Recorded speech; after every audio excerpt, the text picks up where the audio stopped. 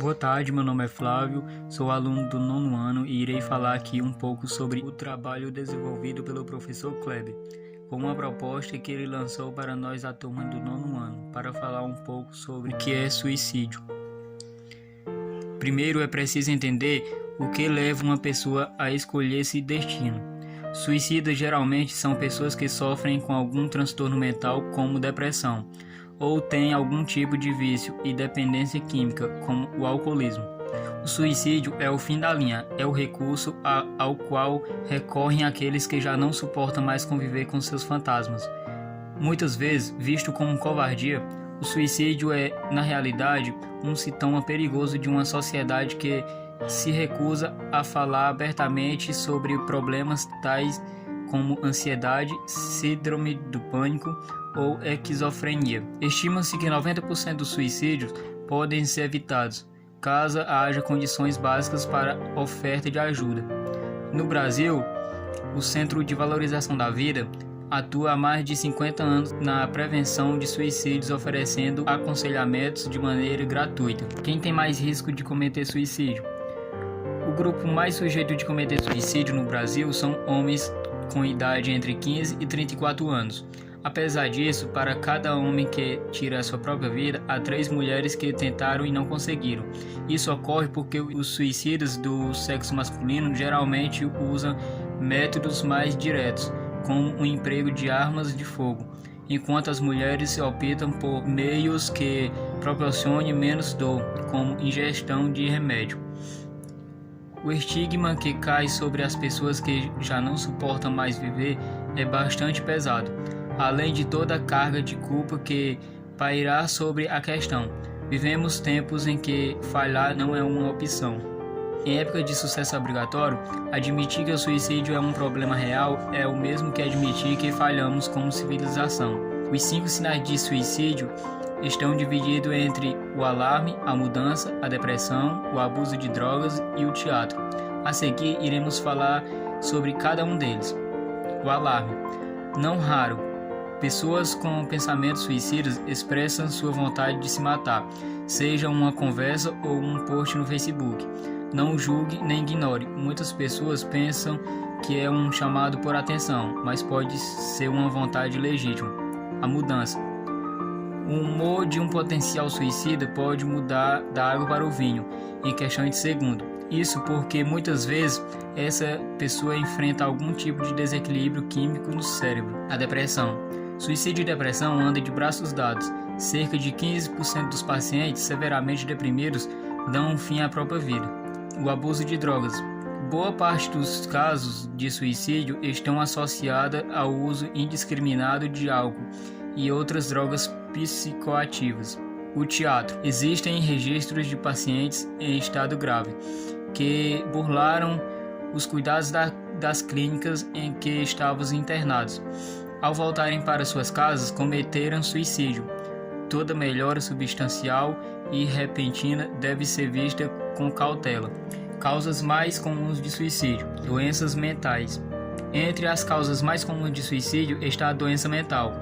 Algumas delas são transtorno de ansiedade, doença bipolar, esquizofrenia ou depressão. Trauma.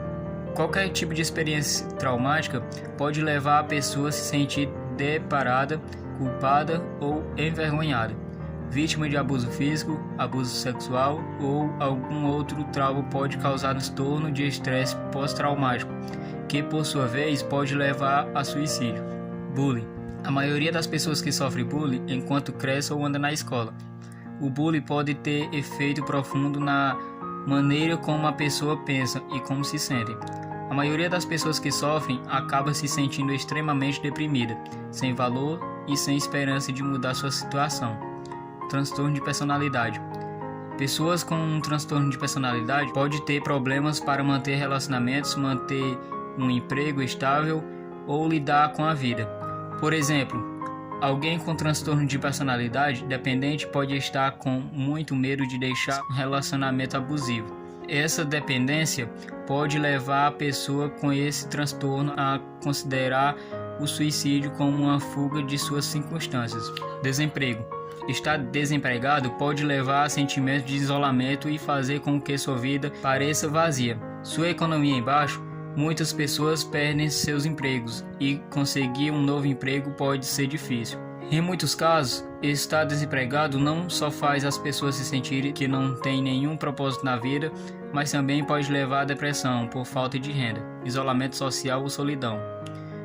Socializar e interagir com outras pessoas é uma necessidade humana básica. Se a necessidade social não forem satisfeitas, uma pessoa pode começar a se sentir-se sozinha, o que leva à depressão e possivelmente a pensamentos suicidas. A solidão é definida como um sentimento geral de tristeza, como resultado de estar sozinha ou sentir-se desconectado dos outros. Dor crônica. Se você tem dor crônica, isso significa que você teve uma dor diária que persistiu por 3 a 6 meses. Essa dor muitas vezes prejudica sua capacidade de funcionar ao longo do dia e pode afastar a mobilidade, a capacidade de realizar determinadas tarefas e até mesmo a saúde mental de uma pessoa. Embora os níveis de dor diferem entre os que sofrem de dor crônica, uma coisa que todos eles têm em comum é a incapacidade de escapar de desconforto diário associado à dor. Como tratar quem tentou cometer suicídio? Acompanhamento profissional de psicólogo e psiquiatra é fundamental nesses casos. É importante que o profissional perceba o grau de entendimento do paciente sobre o conceito de morte. Como exemplo, a gravidade, a motivação e o grau de consciência do ato suicida, intensidade e persistência da ideação suicida. Outro fator a ser investigado é o meio de que o paciente utilizou para a preparação, saber o que ele fez para garantir que a morte em si fosse evitada e que um possível resgate fosse efetuado antes da atual tentativa. Devem-se evitar atitudes de censura ou julgamentos, utilizando a abordagem de acolhimento e de cuidado. Ela proporciona maior expectativa de uma evolução satisfatória, tanto quanto a busca de um tratamento psiquiátrico posterior, quanto a uma menor incidência de tentativas posteriores de suicídio.